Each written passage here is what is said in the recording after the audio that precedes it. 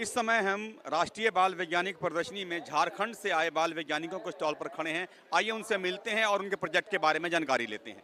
आपका नाम? मेरा नाम है सर राजीव। आप कौन से स्कूल और कौन सी क्लास में पढ़ते हैं?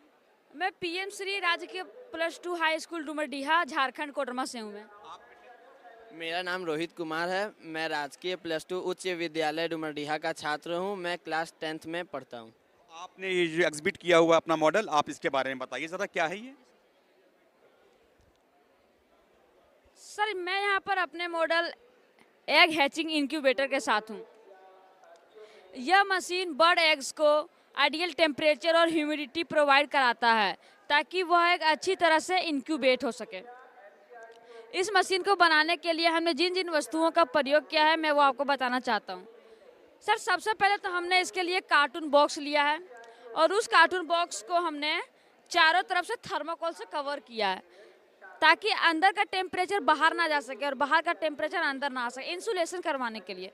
और सर टेम्परेचर और ह्यूमिडिटी अंदर मेंटेन रहे इसलिए हमने एक इलेक्ट्रॉनिक किट का प्रयोग किया है जो सेंसर के साथ जुड़ा हुआ। यह सेंसर अंदर के टेम्परेचर को सेंस करता है और ये इस किट को भेज देता है और यह किट टेम्परेचर और ह्यूमिडिटी को मेंटेन करता है। इसमें हमने एक 40 वाट का एलईडी बल्ब का भी प्रयोग किया है ताकि अगर कभी टेम्परेचर कम हो जाए तो यह बल्ब अचानक ऑन हो जाता है ऑटोमेटिक, और अगर टेम्परेचर बढ़ जाए तो यह ऑटोमेटिक ऑफ भी हो जाता है। इसमें हमने एक पीसी फैन का प्रयोग किया है सर, जिसका कार्य है अंदर के एयर को रोटेट करना। और इसमें हमने एक फॉगर मशीन यानी मिस्ट मशीन का भी प्रयोग किया है जिससे फॉग का निर्माण होता है। इस फॉग के कारण जो अंडा का बाहरी त्वचा रहता है वो धीरे धीरे थोड़ा मुलायम होता है ताकि जब उस अंडे से चूजा बाहर निकले तो उसे कठिनाइयाँ ना हो निकलने में। और उस फॉग का काम है अंदर आर्द्रता को मेंटेन करना। और इसके आगे मेरे साथी रोहित बताएंगे। जैसा कि मेरे दोस्त राजीव ने बताया, इसे अंडे को हैच करके चूजा बाहर निकालने के लिए इसमें उपयुक्त तापमान और आर्द्रता होनी चाहिए। इसके लिए तापमान 37 से 38 डिग्री सेल्सियस होनी चाहिए तथा आर्द्रता होनी चाहिए इसमें 60 से 70%।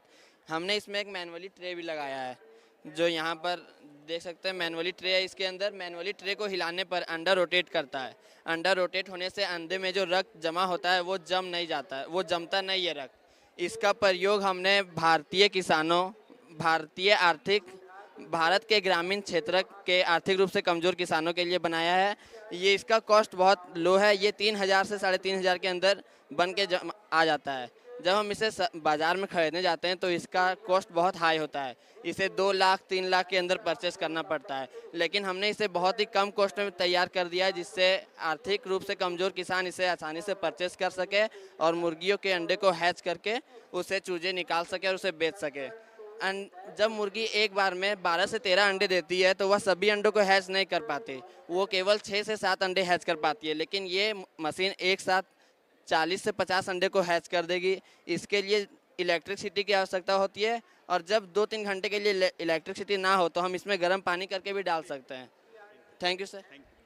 तो आपने देखा कि इन बाल वैज्ञानिकों ने एक इनक्यूबेटर बनाया है और जिसकी कॉस्ट 3 से 3500 के बीच, जब ये पूरी तरीके से बनकर तैयार हो जाएगा तो 3 से 3500 के बीच इसकी कॉस्ट पड़ेगी।